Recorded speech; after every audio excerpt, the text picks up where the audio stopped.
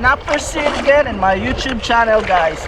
So it's our second day here in Blunt Bay, New Zealand, guys, together with Stealth Tribe and Z.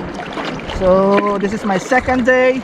Yesterday it was a bit bad fishing for me because I have some physical issue, having some headache, and my body was not 100% condition for fishing. So but still got fish, but not the size that I wanted, like only 35.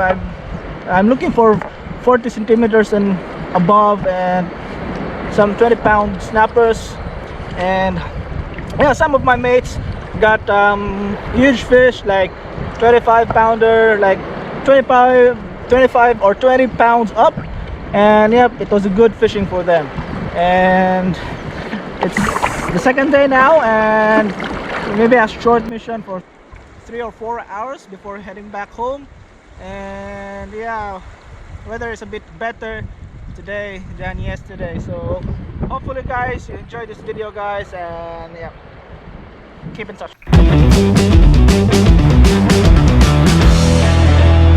Fish on, guys.